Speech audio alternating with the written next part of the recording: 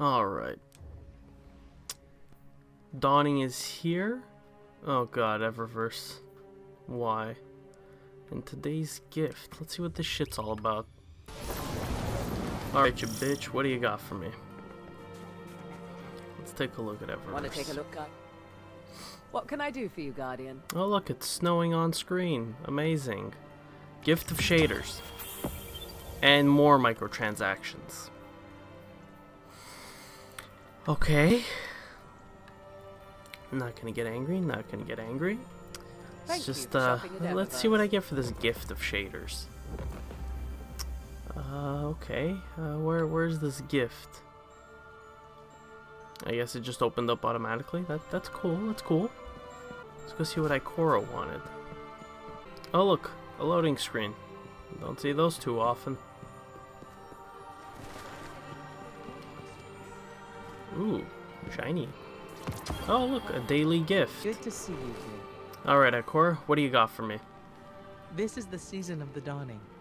A holiday created. Welcome to the dawning, alright? Together to rejoice in the light. And a milestone. And this... Good luck. Let's check out this milestone. Enter and complete matches in Mayhem Crucible? Alright, so they did add it in. Let's see, do we got SRL too? Mayhem. Some quick play, some where's my Sparrow Racing? Bungo, where's my Sparrow Racing? Do I have to go to Holiday? Probably have to go to Holiday. Holiday, do you have something for us? What you looking for? Come on, girl. Nothing. Nothing. How do you fuck this up, Bungie? You add Mayhem, but no Sparrow Racing. Every Dawning has Sparrow Racing. Go fuck yourselves.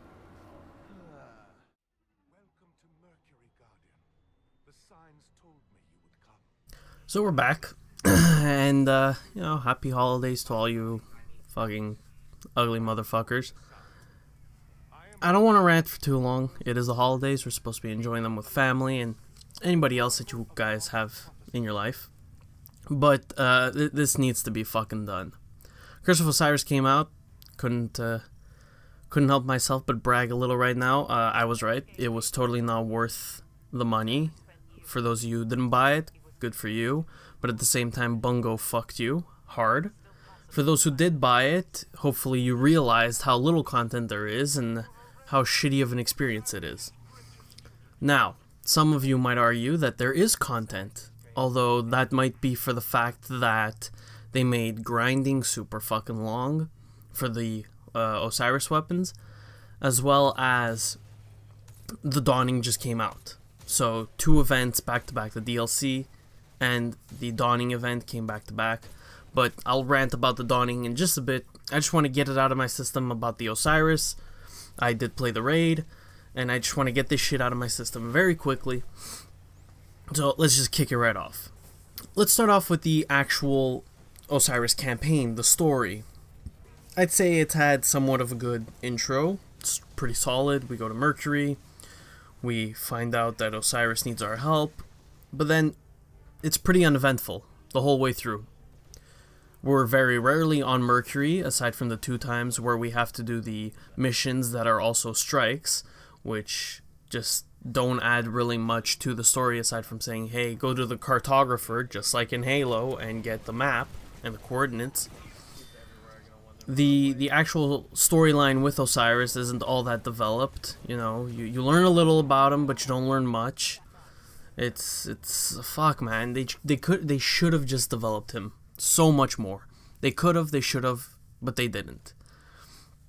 As for the actual gameplay, very disappointed by the missions, mostly for the fact that they said not Hive, sorry, but the Vex from the past, present, and future are all converging on this one place. Descendants. We haven't seen these Vex since the Vault of Glass. And yet, they didn't seem all that different. They didn't seem all that unique. There weren't any specific Vex from the past that had special abilities compared to the ones in the future who had different abilities. No, they were all the same Vex with what, some different skins? Ooh. Other than that, shouldn't we have seen some kind of evolution from the beginning of the Vex timeline to the end? I don't fucking know, really. Bungo, like, they put minimal effort. All they did was reskin all the enemies for different missions. And fuck, man, I'm just so demoralized right now because of how bad this DLC was. Well, let's keep going. The end of the campaign was a solid ending. Writing wasn't all that great, but to see the reunion between Ikora and her old teacher, that was pretty nice. That was heartwarming. I enjoyed that moment. But the final mission, specifically when you're fighting Panoptes, who the fuck at Bungie decided to say, here, let's throw it into a 10-15 minute mission instead of making this a raid encounter, instead of making this part in the Infinite Forest into a raid. We could have had a temporary fight with Panoptes, and, you know, it overwhelms Osiris. It doesn't defeat Osiris, but it escapes, and it goes into hiding. And so Osiris keeps tracking it down after that final mission. And, you know, when the raid would be unlocked, we would get a new milestone. It would be to complete the raid in the Infinite Forest. Osiris would guide us through the Infinite Forest until we could find Panoptes, and we'd have different encounters, different puzzles to master. Because some of the best puzzles, some of the best exploration that we've had was in the Vault of Glass in the raid. Yes, the mechanics were a little choppy at times, but it was one of the most solid raids that we had. One of the biggest exploration side. You know, we had events with the Gorgons, we had the Templar, we had then Atheon with all the different relics that we had to use, and it was just as a whole, it felt like a solid raid. I won't talk about the other ones because I'm comparing Vex for Vex, because that's what we want to compare. So why didn't they? Instead, they gave us a half-assed raid, or a raid lair as they call it. It works as a lair. I wouldn't call it a raid lair, but we'll talk about that in just a second. But they could have made the whole Panoptes, that final fight, instead of have Osiris do everything and we just run around and shoot shit, you know, each person would have had a designated role. Just like in TTK, you know, we could have blocked off the attack from Panoptes by either stunning him, or one person was a designated blocker, so they had to pick up certain relics and, you know, gather up energy to block off the attack and give time for people to build platforms, so for a runner to run up top, slam the orb and stun him, and then you would do damage phase. Just like that, right there, I simply fixed the problem with not having a raid that was connected to the Osiris story. Because Dark Below, as shitty as the story was, we had one strike that came with it, yes. Well, actually two for anybody who was on PS4, but we got one, which was Omnigul. Then we got the raid, Crota's End. And yes, the raid was short. The raid wasn't all that, you know, hard. You know, I've soloed it myself, and I'm sure a lot of you have as well. It was fun though. It was one of those funner, you know, lower end, like, it should have been a lair technically. That's what I'm gonna start calling the smaller raids. They're just layers. They're not raid layers, but they're not strikes. They're the perfect balance between the two. But that's what I'm saying. It's like, we had one connected to the story. House of Wolves didn't have a raid, but it came with Prison of Elders, which was connected to the story. TTK, raid connected to story. Axis, the raid was indirectly connected to the story. It still had to do with Siva and all that. Panoptes could have been a great raid boss if they took the time to develop him as a villain, but they didn't. And that's another thing that pisses me off, is that they didn't really develop him all that much. But aside from that, you know, having the connection with Sagira, not just our ghost, was something different, unique. I did like that little twist. I would have liked to see it, just hear like both our ghost and Sagira fighting over the shell and just like arguing. That would have been something, another dynamic that would have been funny. But you know what, the dialogue is still pretty solid, but for the dialogue and the cutscenes themselves for the missions, it felt flat. I found. Anyway, setting the story aside, setting what could have been a raid, let's talk about the raid lair. Now the raid lair, I played it recently, went through it once. We never finished it, but we got the mechanics down and I saw gameplay. I'm not going to talk about the rewards because fuck the rewards. It's just a bullshit thing right now. We're getting cucked out of rewards left and right, and I'm going to touch upon that after. But as the raid, it's as a raid lair, a dumbed down version of a raid with one boss encounter. That boss encounter is exactly what people want. You know, it's not overly hard, but everybody plays a role. You can carry somebody because people are doing ad control and people are going after the craniums. It's a perfect balance and it's just right. I find it fits perfectly. Everybody has a DPS role, everybody has ad control, and communication is key, but it never feels like the Callous raid where if one person falls off the ball, it just collapses. You know, you can do a carry through this raid lair, and that's where they do it right. Everything that comes before the raid lair, I guess, is just you exploring the ship. Although, if they literally spawned us in at the core of the ship to fight the, I think it's Brachus? I don't know his name. Drakion? Whatever, fuck man. I didn't pay attention to the name. But if they just spawned us at the core, which I know wouldn't have made sense, if they did, it wouldn't have made a difference because all the encounter, all the real battle is there, and that's where the action takes place, and that's where the most fun takes place. It does the job of being a raid lair. Now, I would just, if I were Bungie, I would drop the name raid, call it a lair. That's the whole idea. You're fighting one boss, it's his lair, he lives there. And I would, you know, I would have accompanied, especially if the Rasputin DLC it has a raid lair, I would accompany it with a proper raid connected to the story. Why? Because that would allow us to develop new connections with new characters, or, you know, at least find a connection between the raid and the story and actually have a meaning to do the raid. Callous just shows up in the system, no connection to the story. We're just gonna fight him. You know, he invites us in to fight him. This recent raid lair, it's Vex, which I was totally wrong. I thought it was going to be Cabal, but it's Vex, and I'm very happy they included the Vex.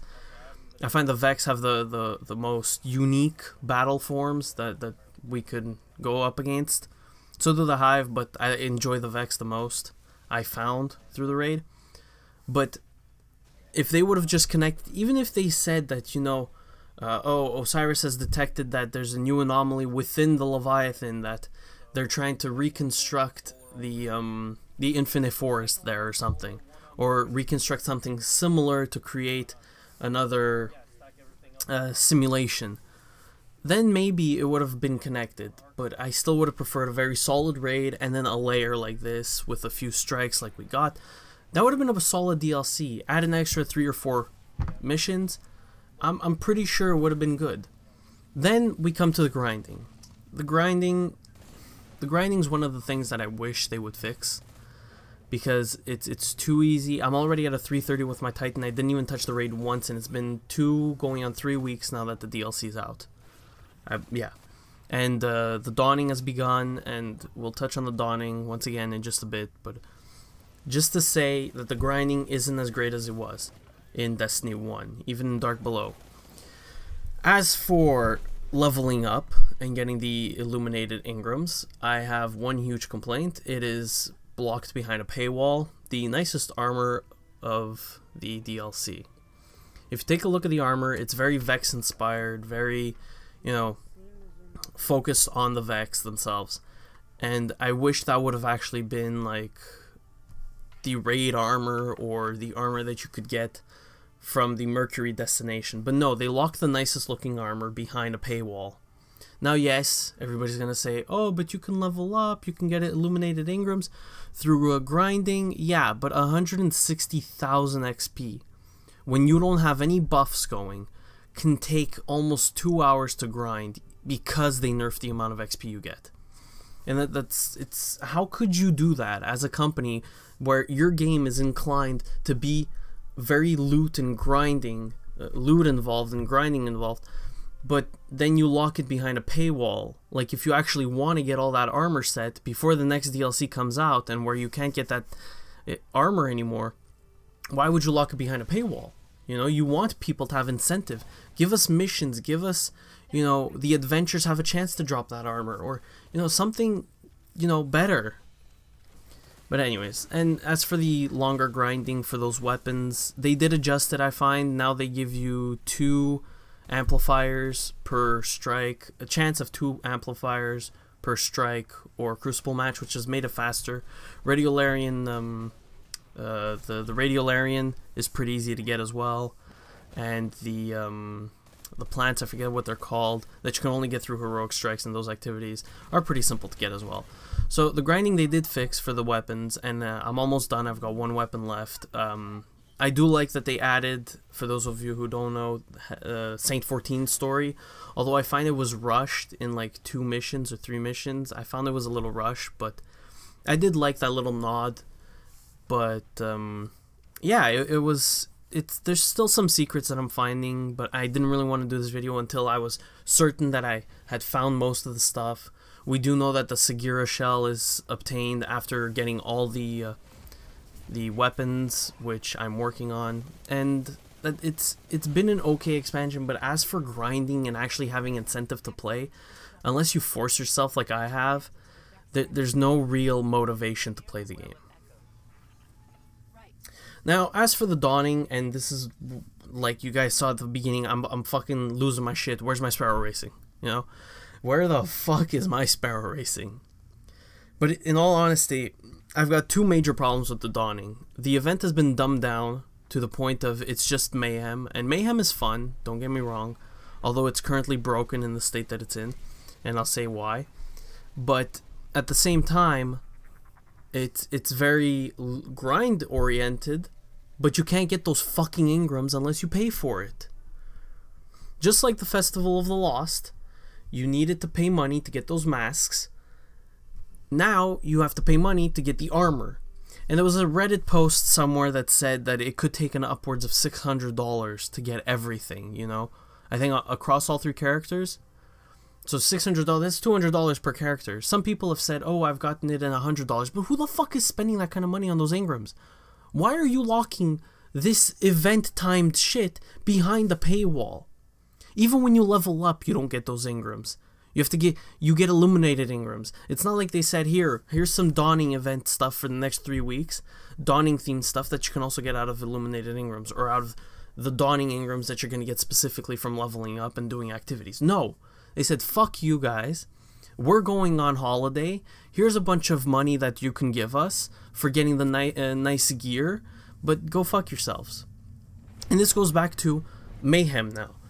How the fuck do you allow the Nova Bomb, Infinite Nova Bomb glitch, which they have allowed to stay now for almost a week, they're not going to fix it. They publicly stated in a tweet, and I'll put it up on screen, as well as some of the replies that people are just outraged about.